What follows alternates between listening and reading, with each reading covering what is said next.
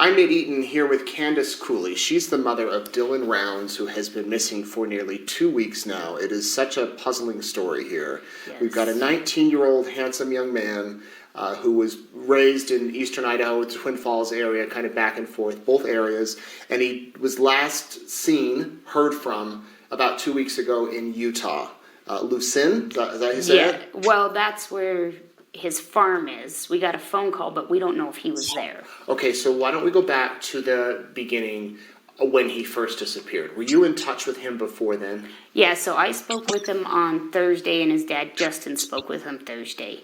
Then his grandmother spoke with him Saturday morning, May 28th, and he said he couldn't talk because he had to get his grain truck in the shed because he had seed in it, and he was planting, so he couldn't get his seed wet. So he's got a farm there. Yes. And where is Lucin? So if Lucin's just on the other side of the Great Salt Lake, okay. I guess it'd be the best way to explain it to people. So it's on the Nevada border of the state, by Park Valley and that. Okay, so close to the Nevada border. How long has he been farming there? So this will be his third season. Third season, so he's lived there a while. Yeah, so he goes, he doesn't live there full time. He goes to his dad's, Justin's, in eastern Idaho. He comes to my house in Hazelton. But in the summer, he's pretty much down there because he's farming. Okay. But in the winter, he's back and forth everywhere else. So had he just recently gone back for the season? Yeah, he'd been on the Wine Cup Gamble doing some custom work and on another farm in Independence Valley doing some work, and then he was finishing up his farm. I see. So he speaks with a family member on the 28th of May. Correct. And that's the last contact anybody's had with him? Correct. Did he say anything unusual? No, just said he had to get his grain truck in because it was raining. That was it? That was it. So when did you realize something wasn't right? So his grandmother sent some of the people out there she knew to go check on him because she hadn't heard back from him. And then we kind of put it together on Monday that nobody had spoken to him because Dylan, you would go 2 or 3 days without hearing from him. That's not uncommon. But he was always in contact with either Justin or myself or his grandmother or his friend JD. He was always in contact with someone. So it took, a day and a half to put together that he'd been in contact with no one. Which was unusual. Yes. So Monday comes around and Grandma asks people to go check on him at the farm. So Grandma asked Sunday for people to go check on him at the farm. Monday is when we all went down and called search and rescue and the police out. What did you find at the farm? So when search and rescue arrived, it was approximately between 4 and 5. And within the first hour and a half, and we didn't initially release this, they found his boots. And so from where his grain truck was parked, his boots were about 100 yards south behind a pile of dirt, just casually tossed out. And that's our frustration. Right there, it should have been foul play. Did he have another pair of boots he could have been No, wearing? And that is the thing with Dylan. He is very particular about his boots. He wears a pair, and it's always the same. When they're worn out, he goes and he buys the exact same boots. He's been that way since he was 3. I have old boots of Dylan's as decoration in my house, and I would have to search on Amazon to find the same exact color, the same exact pair when one wore out. So it's not a recent habit. It's it's his pattern. He's always been that way. So he wears the same pair everywhere? Yes. And you found them behind a pile of dirt? Yes. And then we were since told by detectives that there was a spot of blood on the boots and they were being sent to the lab. And this was on Wednesday or Thursday. But after that Saturday. So the boots were found Monday. Then we were told this. Then we found out from detectives the boots had not been sent to the lab, and this was on Saturday when they came back out, that they were being held in case the cadaver dogs needed them, which cadaver dogs do not need a scent. They search for human remains, so the boots just didn't get sent in. Was there anything else suspicious? So his pickup, when we got looking around, so we were frantic at first. So we went in, we tossed his camper looking for his keys. Couldn't find his keys, his key fob, so Justin broke out the back window. Go through his pickup, try to see what we can find. Wasn't until a couple days later, and mind you not, through all this, the detectives are not making this a crime scene. They're not blocking this off. So all the people out searching, everybody out there, they're around Dylan's pickup, they're around his camper, they're touching everything.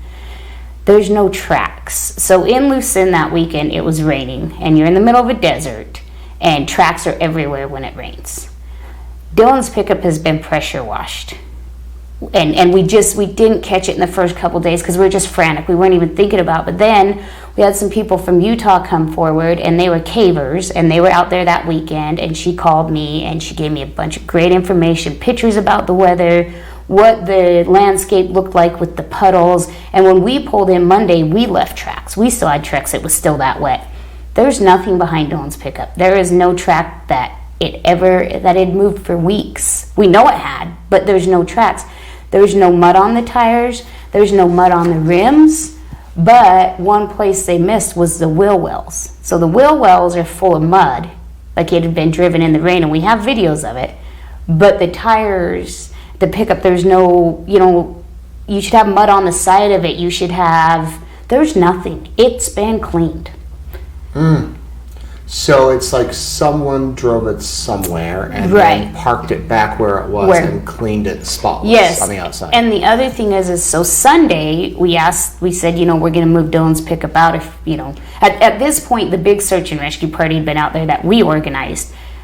That pickup's nothing. It's probably had over 200 people touch it. They're not going to pull anything off of it at this point because they didn't do the job in the first place. So I got in the pickup to take it back to camp to Justin so Dylan's friend could drive it home. The seat was scooted up to the point I didn't even have to move it to drive it. Now, I'm 4'11". Dylan's 5'11", and he sits back far. And every time I've ever gotten Dylan's pickup, you can't reach the pedals. I can't. So I thought, well, maybe it's just the way the seat moves when you turn the pickup off, right? So I made a mark in the dust, turned it on, turned it off, and to where the seat went back, and it's not where it was at. So it wasn't just because somebody got out of the pickup and let it go back to a setting. It was placed there. His pickup was also in 4 low. So he had a new transmission put in his pickup this winter, and the transfer case got messed up, and his 4-wheel drive does not work. And Dylan knows this, his grandfather knows it, his father knows it, I know it. He's cussed it. The pickup was in 4 low. So whoever was driving the pickup thought they were putting it in 4-wheel drive, but the 4-wheel drive don't work. Does he have friends out there? Are there neighbors? Or is this a remote? It's remote, and Dylan, he has the 2 gentlemen that have helped him out their farm, and we're in constant contact with them. But no, there's nothing out there. Dylan would come our direction, his dad's direction, so that he could, socialize, or he'd go into the bar in Montello, and we'd made some friends of people that were in Montello, but they never came out to him. He always went in. There's no reason to go out there. There's nothing out there. What do his 2 workers say? Are they people of interest or anything?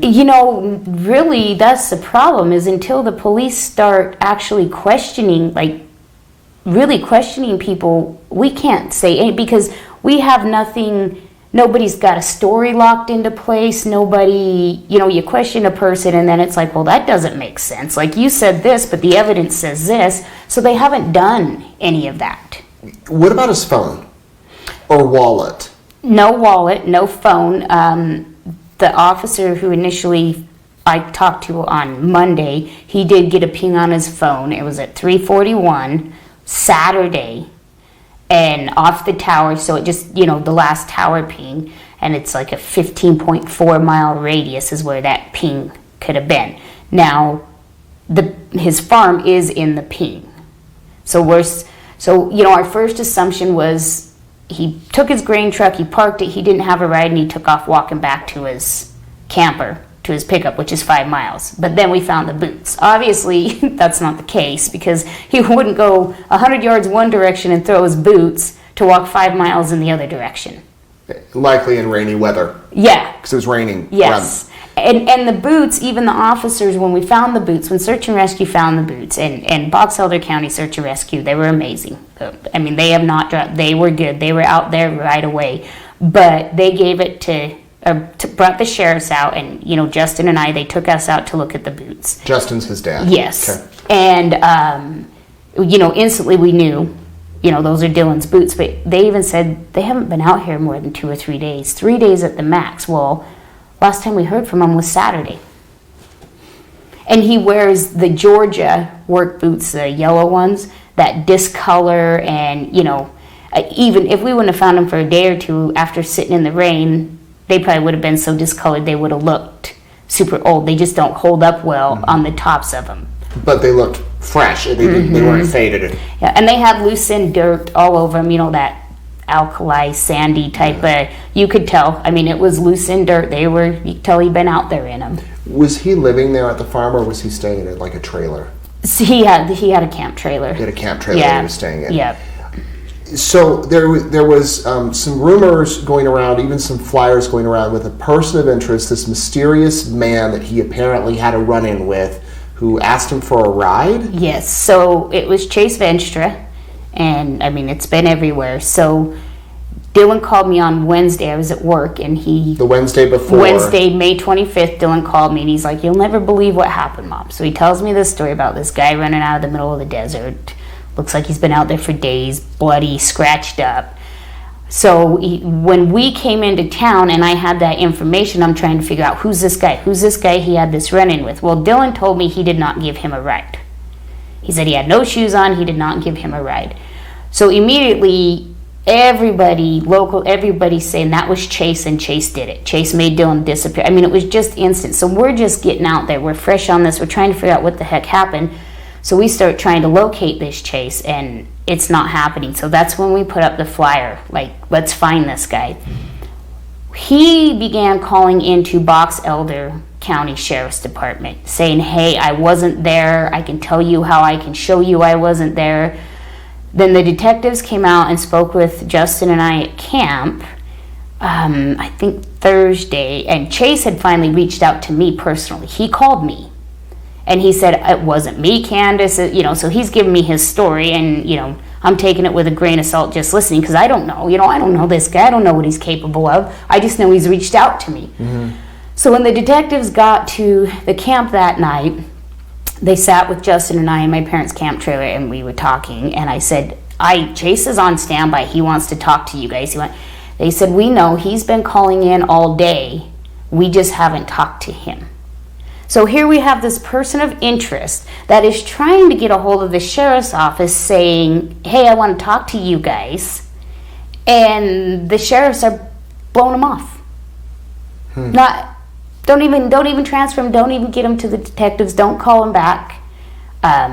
They did finally talk to him, and he is since in custody on unrelated charges. So, whether or not Chase knows something, when I say we've cleared him off of our list. Justin and I have cleared him off as a family. As a family, because we've found him, we've located him for the police. He's in custody, so what he knows, or if he knows anything, that is now the police job to get it out of him. Do you think in your heart that he was involved with your son's disappearance? I don't. In my heart, I really don't. Okay. The timeline doesn't match. And then to find out, and we have key witnesses that have come forward that watch it, Dylan did give him a ride that day. Dylan told me he did not, so that was my motive. Here my son is, he leaves this guy out in the middle of the desert, then we find, with no shoes, then we find his boots, but Dylan did give him a ride, and we know that for a fact, but he's not going to tell Mom that, because then Mom's going to be angry and be like, "Why are you picking strange people up in the desert?" Mm-hmm. So he left that out. But we do know he gave Chase a ride, so then there goes your motive.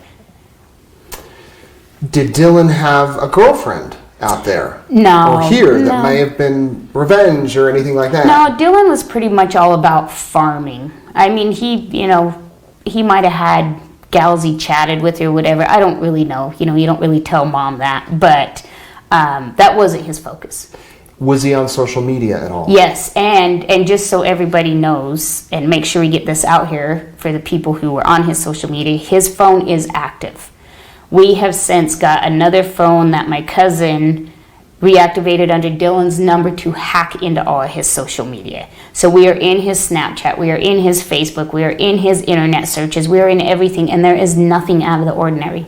It is all pictures of tractors and pictures of his farm and searching up parts on the internet. Absolutely nothing that would make us think, okay, there was something more going on with him than we knew. And no private conversations with anyone suspicious? No, nothing.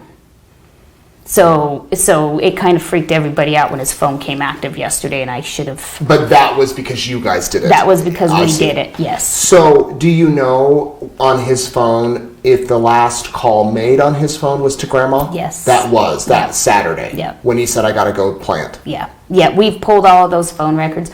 We're waiting for the text transcripts, and then we're waiting for another phone ping. So the detective, when he came out that Thursday, he also told Justin and I that they were working on a different type of ping, and this ping would give them an exact location. It's way better. I should have it tomorrow morning. Nothing. That was last Thursday. So nothing. And sometimes in other stories I've covered, if you have the GPS enabled on your phone, it's easier for them to track. Some of us turn the GPS off, though. See, and Dylan, he's figured out, he goes and gets his own phones now. He's not, yes, he's on his father's account, but he's not, not bringing them to Mom to say, hey, set him up, or bring them to Grandma and say, hey, set him up. He's doing it himself. So all that iCloud tracking, all that, none of it's on because he don't use it. Yeah. So we have tried every possible way. We're looking into some stuff with Ford, if we can see where at least the runtime on his pickup, if you can pull that off the ECM or something. But he didn't have any GPS on his pickup either. So what do you think happened? I think somebody took him. He would not leave that farm.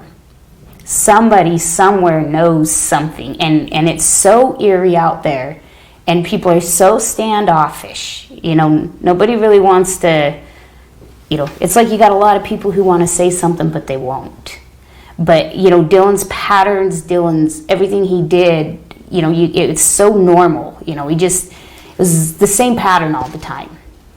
And I think he had a little more to plant. He was planting a little bit more, and that was it. That was his focus. And then he was excited to get rain, of course, but then also not excited because he couldn't finish planting. But he went and bought some new grain drills. He's getting it in.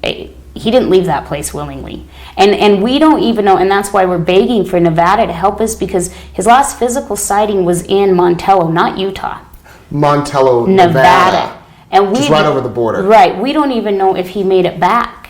To Utah. So that's my question. Who's the lead agency? Well, so that's the problem. So Nevada is telling us that that Box Elder is the lead agency, because we're begging for their search and rescue to come help us. We got places pinpointed that we need dogs at and stuff. And so they're saying, well, Box Elder's the lead.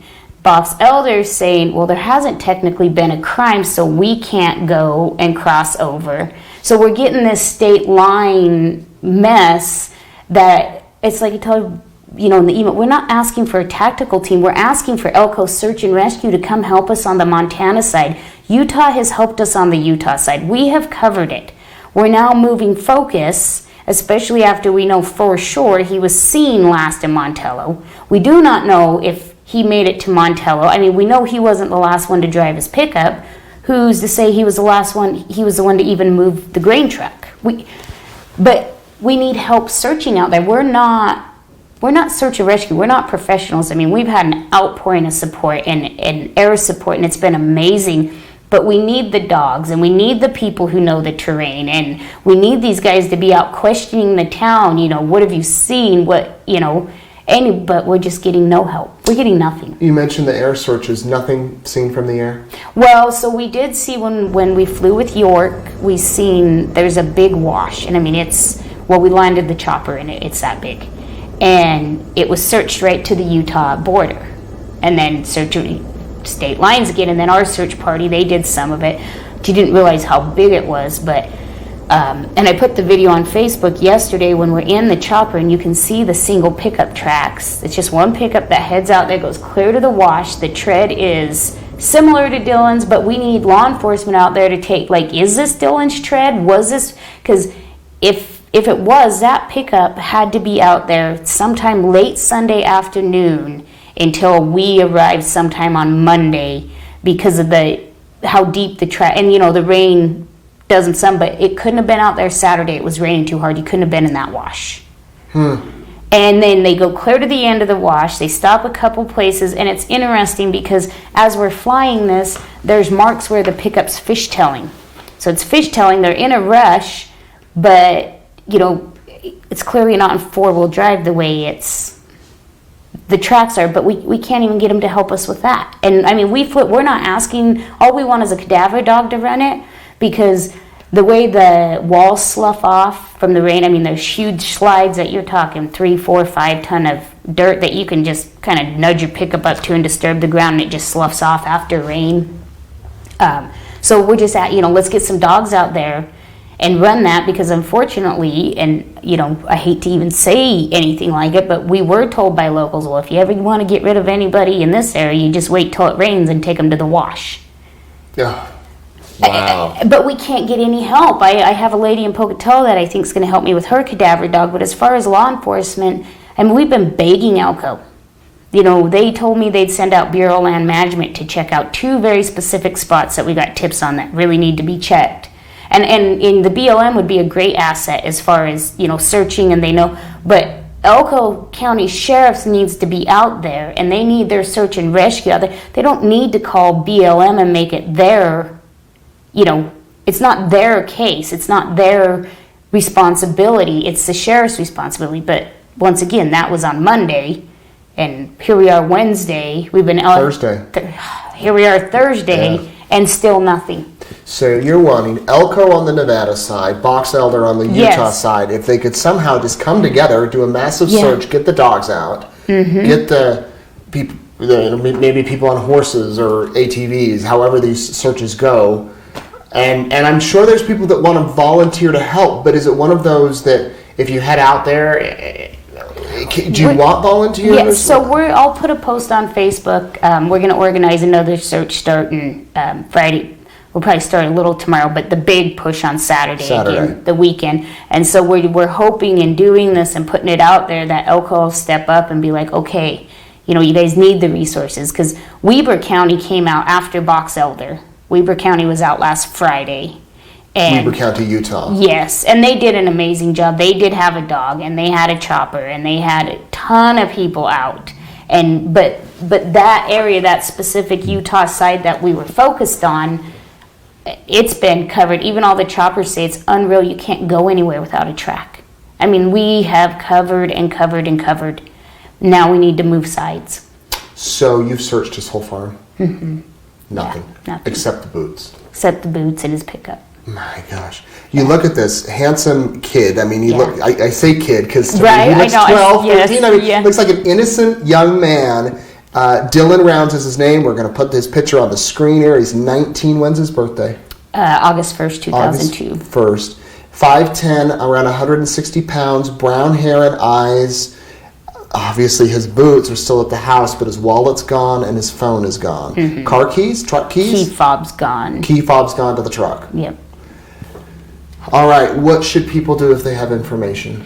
Call into Box Elder, and push. And if you don't get the response box from Box Elder, Justin and I numbers are out there. Don't call us and ask us if, did you search this? Did you search that? Trust me, we have covered all that. But if you know something specific or seen something, don't hesitate to call us.